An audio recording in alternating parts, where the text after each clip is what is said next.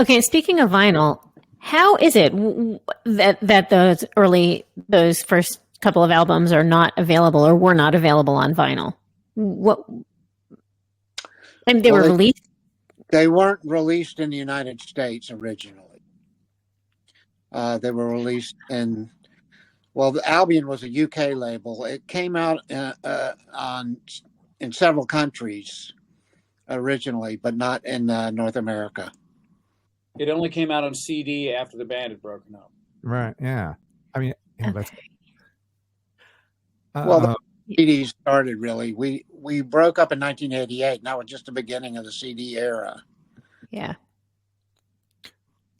Yeah, I would imagine, like, as someone who worked at a record store, and not to have your record available, that must have been frustrating. But was it? I mean, it was college rock that when we were in college, this was. I remember playing this music.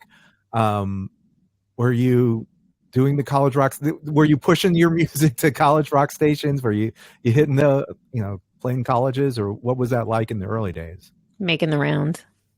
Well, we as I stated in the press release, that a lot of the initial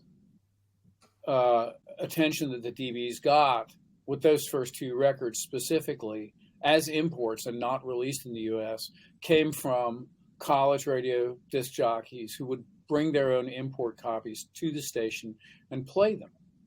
We had a 45 of black and white that came out on Alan Betrock's label, but that wasn't really easy to get either, particularly.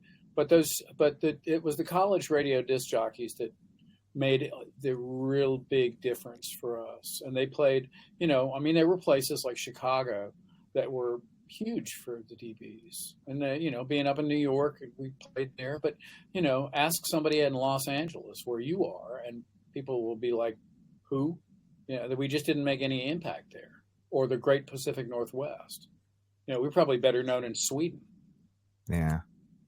So you were played in Chicago, you played out there, and it was like you got to fill up clubs, and you were. Well, we were on the commercial radio station there. That was the difference. Oh, it's like on XRT, or who played you? Was it? Yeah. In our experience, wherever we got played on the radio, we were popular, and where we didn't get played on the radio, we weren't popular. It was really pretty that simple. Yeah. Funny how that works. Yeah. However, of course, REM loved you, and Pete Buck, also a record store employee, I'm sure took to you guys. What was the opening slot? Sometimes it can be good. I feel like sometimes in the 80s, like bands weren't necessarily excited about opening bands. Was it tough for you, or was it, or were they open to hearing your music as you played across the country? I think in the early tours that we did with REM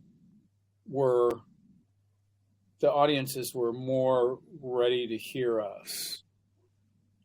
I'm just thinking this in retrospect now, having also done the Green World Tour as their extra set of hands, and seeing some of the acts like the Indigo Girls were loved, Driving and Crying, pretty loved, NRBQ, right over their heads. Yeah. The Go-Betweens, right over their heads. It was catch can, I think. And they certainly did their best to make us seem appealing to their audience. They would come out and they did, we would do Suspicious Minds, and Bill and Mike would come out and sing the background vocals on it. And it was great, Peter would come out and play guitar on Neverland, stuff like that. So we were very, very happy to have that attention, and we were very grateful for it. Mm. That's what we need to find on YouTube, the Suspicious Minds. Oh, it's out there. Tower Theater.